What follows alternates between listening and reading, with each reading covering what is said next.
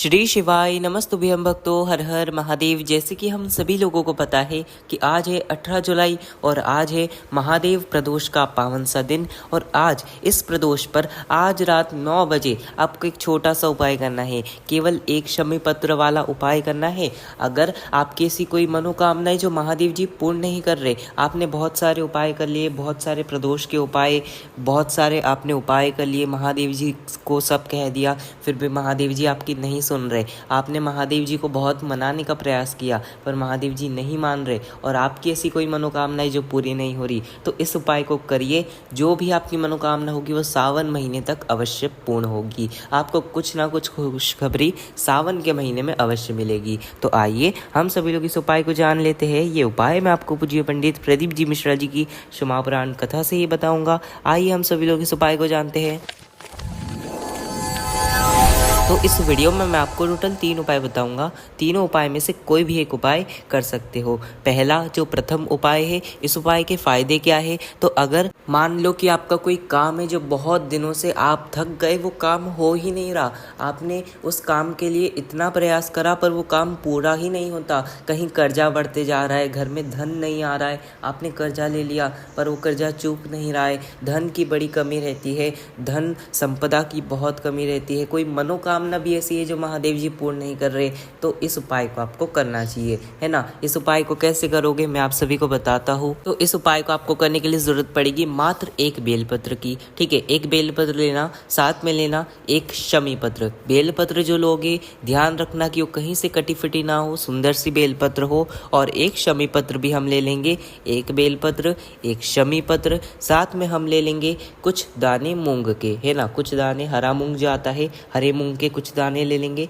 साथ में हम सभी लोग छोटा सा एक गुड़ का टुकड़ा ले लेंगे। ये चारों चीज़ों को मैंने 4 चीज़ बताई आपको, एक बेलपत्र बताया, एक शमी पत्र बताया और कुछ दाने मूंग के, हरे मूंग के, है ना, और एक छोटा सा टुकड़ा गुड़ का। ये चारों चीज़ें हम एक तांबे के कलश के अंदर जल भरेंगे। ये चारों को हम उस जल के पात्र के अंदर डाल देंगे। चारों चीज़ों को डाल देंगे, एक बेलपत्र, एक शमी पत्र, हरा मूंग और गुड़, ये चारों चीज़ों को उस जल के अंदर डाल देंगे। ऐसा जल हम तैयार कर लेंगे शाम के समय, प्रदोष काल के समय, है ना। इस उपाय को शाम के समय, प्रदोष काल के समय करना है ना। शाम को जाना महादेव जी के मंदिर में, अपना जो फेस है, अपना जो मुख है, महादेव जी के सामने जाकर खड़े होना और अपना जो मुख है वो उत्तर दिशा की ओर करना, है ना, पीठ दक्षिण दिशा की ओर, ऐसे जाकर महादेव जी के सामने जाना और इस जल को जो मन की मनोकामना है, जिस कामना से आप इस उपाय को कर रहे हो, वो कामना कहते हुए, साथ ही साथ श्री शिवाय नमस्तुभ्यं कहते हुए और अपनी मन की कामना कहते हुए महादेव जी को ये जल समर्पित करेंगे।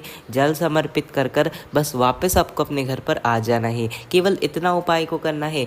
आप इस उपाय को, ये प्रदोष और साथ ही साथ जो सावन महीने में आए वो प्रदोष आप कर कर देखिए। जो भी आपकी मनोकामना होगी, या धन की कमी हो रही होगी, या कर्जा बढ़ रहा होगा, या आपका कोई काम अटक रहा होगा, या फिर कोई भी ऐसी मनोकामना होगी जो महादेव जी पूर्ण नहीं कर रहे, तो इस उपाय को कर कर देखिए। केवल 2 या 3 प्रदोष इस उपाय को कर कर देखिए, सारी इच्छाएं महादेव जी पूर्ण कर देंगे। तो ये था गुरु जी का पहला उपाय जो कि आज की इस वीडियो में हम सभी लोगों ने जाना, जो आज आपको शाम को करना है ना। अब जानते हैं हम सभी लोग गुरु जी का दूसरा उपाय। तो इस उपाय के फायदे क्या है मैं आप सभी को बता दूं। अगर आपका ऐसा कोई काम है जो बहुत दिनों से अटक रहा है, नहीं हो रहा, आप जिस काम के लिए जाते हो वो काम होता ही नहीं है, आप बहुत परेशान हो गए, बहुत तकलीफ में हो, बहुत कष्ट में हो, कहीं नौकरी के लिए अप्लाई करने जाते हो पर नौकरी भी नहीं लग रही हो, तो इस उपाय को आप कर सकते हो, है ना। इस प्रदोष पर क्या करना है, आपको एक शमी पत्र लेना है, ठीक है। एक शमी पत्र लो और इस उपाय को आप घर पर ही कर सकते हो, मंदिर जाने की इसमें कोई ज़रूरत नहीं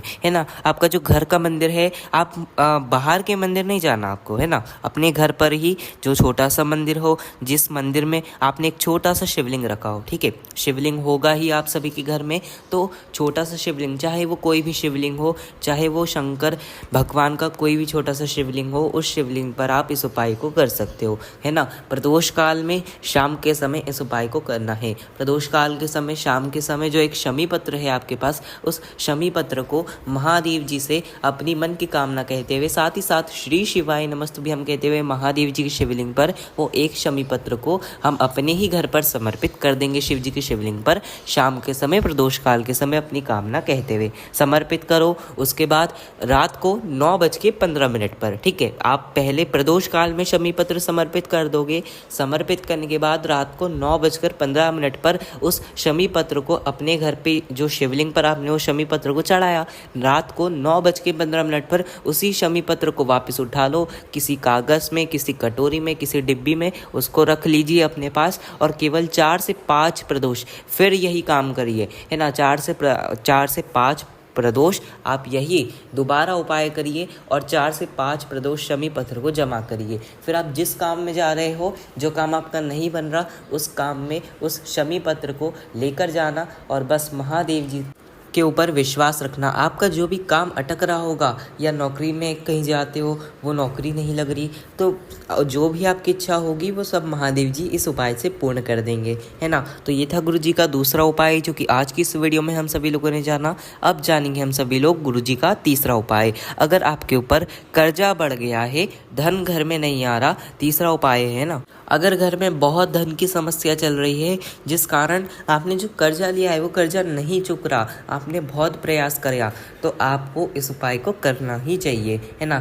चाहे आपने कितना भी कर्जा लिया हो, 1 लाख हो, 2 लाख हो, 10 लाख हो, जितना भी कर्जा हो, तो इस उपाय को आप कर सकते हो, है ना। क्या करना है आपको? शाम के समय प्रदोष काल के समय इस उपाय को करना है। क्या करोगी? एक दिया लेना, एक मिट्टी का दिया लेना या फिर आटे का दिया बनाना चाहो तो वो भी बना सकते हो। उसमें एक गोल बत्ती रखेंगे। कौन सी बत्ती रखेंगे? गोल बत्ती। उसमें गौ माता का घी भर लेंगे और हम ऐसा दिया तैयार कर लेंगे। गोल बत्ती का घी का दिया हम तैयार कर लेंगे। साथ में हम ले लेंगे लौंग, ठीक है, जो हम खाने वाने में लौंग डालते हैं ना, बस वही वाली लौंग जो आपको स्क्रीन पर दिख रही है, ये लौंग ले लेंगे। 1 से 2 लौंग आप ले सकते हो, लौंग ले लेना। और बस ये दोनों चीज़ों को साथ में आप अगर आप 1 लोटा जल लेना चाहो तो वो भी ले सकते हो, है ना। ये दोनों चीज़ों को हम लेकर जाएंगे बट वृक्ष के नीचे, ठीक है, बड़ पेड़ के नीचे जाएंगे। ऐसे बड़ पेड़ के नीचे भी जा सकते हो जहाँ छोटी सी शिवलिंग रखी हो, कोई छोटा सा मंदिर हो, वहाँ पर भी आप जा सकते हो। कोई ऐसे बट पेड़ के नीचे जाना जहाँ छोटी सी शिवलिंग रखी हो, अगर शिवलिंग नहीं है तो भी आप इस उपाय को कर सकते हो, है ना। बड़ पेड़ के नीचे अगर छोटी सी भी शिवलिंग है तो बहुत ही अच्छी बात है। अगर छोटी सी भी शिवलिंग नहीं है तो फिर आप कर सकते हो फिर भी उस उपाय को वही पेड़ के नीचे, है ना। पहुंच जाना बड़ पेड़ के नीचे। जो घर से दिया लेकर आए हैं उस दिए को बटकेश्वर महादेव जी का नाम लेते हुए जलाएंगे, है ना। कौन से महादेव जी है? बटकेश्वर महादेव जी। बटकेश्वर महादेव जी का नाम लेते हुए जलाएंगे। और जो घर से हम लौंग लेकर आए थे उस लौंग को हम महादेव जी की शिवलिंग पर, जो बड़ के पेड़ के नीचे एक छोटी सी शिवलिंग रखी है या फिर वही बड़ के पेड़ के नीचे, हम उस लौंग को बटकेश्वर महादेव जी का नाम लेते हुए, साथ ही साथ जो कर्जा बढ़ गया है, धन नहीं आ रहा, वही सब महादेव जी को मन की कामना कहते हुए समर्पित कर देंगे वही बड़ के पेड़ के नीचे। और बस समर्पित कर वापस अपने घर पर आ जाएंगे। केवल इस उपाय को आज प्रदोष के दिन कर देखिए और महादेव जी से प्रार्थना करिए। आपका जो भी कर्जा समाप्त नहीं हो रहा होगा, इस उपाय से आपका कर्जा अवश्य समाप्त होगा। तो ये था गुरु जी का तीसरा उपाय जो कि आज की इस वीडियो में हम सभी लोगों ने जाना। अगर आपको कुछ नहीं समझ आया हो तो कमेंट में पूछना, मैं आपको कमेंट में अवश्य बताऊंगा। तो बस आज की इस वीडियो में इतना ही। श्री शिवाय नमस्तुभ्यम। हर हर